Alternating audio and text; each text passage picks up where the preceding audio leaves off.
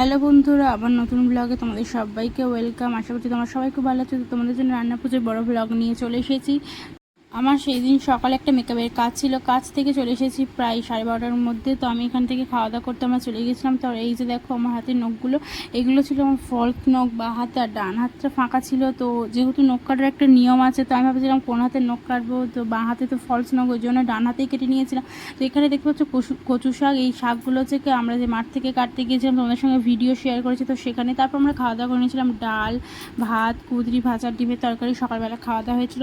তো যেহেতু ফোন নিয়ে যাওয়া যাবে না, তাই তোমাদের সঙ্গে শেয়ার করতে পারিনি। মজার বিষয় এটাই যে যখন নখ কাটতে যাই, যে সবাই কেউ বুঝতেই পারিনি যেটা আমার ফলস নখ ছিল। তারপর আমি ডান হাতের নখটা কেটে নিয়েছিলাম। তো তারপর স্নান টান করে এসে আমরা বসে গিয়েছিলাম সবজি কাটতে। এখানে কচু শাক কাটছিল একজন, তারপর হচ্ছে কি আমি আর মা মিলে সবজি কাটতে বসে গিয়েছিলাম। ফার্স্টে হচ্ছে কি আমরা কেটে নিয়েছিলাম বেগুন, আরও অনেক অনেক সবজি ছিল, ঢেঁড়স ছিল, আলু ছিল, চিংচিঙে ছিল, কুমড়ো ছিল, পুঁই শাক ছিল।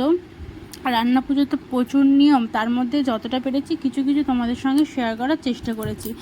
আর এখানে কাঁচকলা ছিল, আর সব কিছু কেটে মোটামুটি আমরা রেখে দিয়েছিলাম। এইদিকেও দেখো এগুলো সব কাটা হয়ে গিয়েছে, তোমাদের সঙ্গে শেয়ার করছি। রান্না পুজো তো প্রচুর নিয়ম থাকে, তো সবগুলো শেয়ার করা হয়নি, যতটুকু পেরেছি শেয়ার করেছি। তো তারপর আমরা সন্ধেবেলা এখানে খেতে বসে গিয়েছিলাম।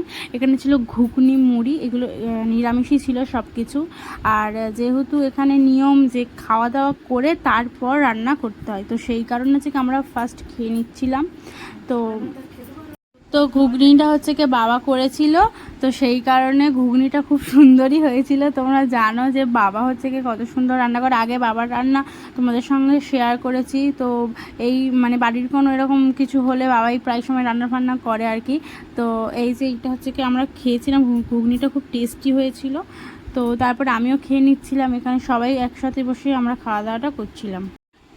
তারপরে খাওয়া দাওয়ার পর ওখানে গিয়ে দেখি মিষ্টিমা মাছে হলুদ আর নুন মাখাচ্ছিল। তো তোমাদের সঙ্গে শেয়ার করলাম, এইগুলো ছিল সব ইলিশ মাছ। তো দেখো ইলিশ মাছগুলো মিষ্টিমা সব নুন হলুদ দিয়ে মাখিয়ে দিচ্ছিল, যে কত ইলিশ মাছ। আর রান্না পুজোয় তো মানে সবথেকে আকর্ষণীয় যে এটাই, যে পান্তা ভাত আর ইলিশ মাছ ভাজা। তো তোমাদের সঙ্গে শেয়ার করছি, দেখো তোমরা দেখতে থাকো। আর অনেক রান্নার ভিডিও, প্রচুর রান্না, তো সবগুলো মানে নেওয়া হয়নি। আমি যতটা পেরেছি তোমাদের সঙ্গে শেয়ার করার চেষ্টা করেছি, অত রান্নার ভিডিও নেওয়া হয়নি। তো ওই কারণে যে কটা পেরেছি তোমাদের সঙ্গে শেয়ার করার চেষ্টা করেছি।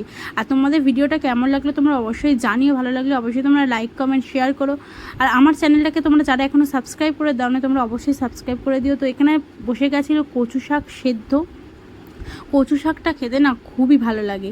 আর এই দিকে হচ্ছে কি সব ভাজাভুজিগুলো হয়ে গেছিলো, পটল ভাজা, কাঁচকলা ভাজা, বেগুন ভাজা, আলু ভাজা, চিংচিঙে ভাজা, ঢেঁড়স ভাজা, এগুলো সব এখানে ভাজা হয়ে গেছিলো। নারকেল ভাজা, এখানে পায়েসটা হয়ে গেছিলো, চাটনিটাও হয়ে গেছিলো, এটা ছিল চালতার চাটনি। আর এখানে বাবা হচ্ছে কি ঢেঁড়স ভাজা, মানে ঢেঁড়সগুলো ভাজছিল গ্যাসে, তো এখানে বাবা এগুলো করছিল। আর ওই দিকে হচ্ছে কি মাছ ভাজা হচ্ছিলো, তোমাদের সঙ্গে শেয়ার করি। দেখো মাছগুলো সব ভাজা হয়ে গিয়েছে। তারপরে দেখলাম যে এখানে কচু শাক ভাজা হচ্ছিলো, সরি কচু শাক ভাজা না, কচু শাক হচ্ছে কি ওই চচ্চড়ি। তো এই চচ্চড়িটা খেতে খুব ভালো লাগে। আর এখানে দেখো মাছের মুড়োগুলো সব ভাজছিল, ইলিশ মাছের মুড়োগুলো। কচু শাক চচ্চড়ি খেতে না খুবই ভালো লাগে। তোমরা কারা ভালোবাসো কচু শাক খেতে তোমরা অবশ্যই কমেন্ট করে জানিও। আর কচু শাকের যদি রেসিপি তোমরা ফুল দেখতে চাও, সেটাও আমাকে কমেন্ট করে জানিও, তোমাদের সঙ্গে আমি শেয়ার করব। তাহলে এখানে দুটো চচ্চড়ি হয়, কচু শাক আর আরেকটা হয় যে পুঁই শাক, তো এই দুটোই হয়। তো তোমাদের সঙ্গে এগুলো সব উনুনেই হচ্ছিল। শুধু হচ্ছে কি পুঁই শাক না, কুমড়ো পুঁই শাক দিয়ে হচ্ছে কি চচ্চড়িটা। আর পুঁই শাকের সঙ্গে ছিল চাল কুমড়ো আর চিংড়ি। আর এইদিকে কচু শাকের সঙ্গে ছিল তোমার মাছের যে কাঁটাগুলো হয়, ওই কাঁটাগুলো দিয়েই করা হয়েছিল, ইলিশ মাছের মাথা দিয়ে, এগুলো দিয়ে করা। আর এখানে হচ্ছে কি ডাল চচ্চড়ি হচ্ছিলো, আর একদিকে হচ্ছে কি ওই পুঁই শাকটা হচ্ছিলো। তো তোমাদের সঙ্গে শেয়ার করেছি যতটা পেরেছি রান্নার ভিডিও। তো এই ছিল আমাদের আজকের রেসিপি, মানে রান্নার, যে রান্না পুজোয় কী কী দেয় সবগুলো তোমাদের সঙ্গে শেয়ার করলাম। ভিডিওটা ভালো লাগলে তোমরা অবশ্যই লাইক কমেন্ট শেয়ার করো। আর এখনও যারা আমার চ্যানেলটাকে তোমরা সাবস্ক্রাইব করে দাওনি, তোমরা ঝটাপট সাবস্ক্রাইব করে দাও, তোমাদের সাপোর্টটা খুব দরকার। আর তোমরা কীরকম কী ভিডিও দেখতে চাও সেটাও তোমরা আমাকে জানিও, আমি সেই রকম তোমাদের সঙ্গে শেয়ার করব। আর আমার হচ্ছে কি ব্লগ দেখতে হলে তোমরা যারা এখনও আমার চ্যানেলকে সাবস্ক্রাইব করে দাওনি, তোমরা সাবস্ক্রাইব করে দাও। তো এই রান্না হতে হতে প্রায় বেজে গেছিলো 2:30, তখন বাজে 1টা। আমার তো খুবই ঘুম পেয়ে গেছিলো, তো আমি তাড়াতাড়ি ঘুমিয়ে পড়েছিলাম। কিন্তু রান্না শেষ হতে প্রায় 2:30-3টের কাছাকাছি হয়ে গেছিলো। তো আজকের ভিডিওটা এটুকু, দেখো তোমার সঙ্গে নেক্সট ভিডিওতে। টাটা সবাইকে।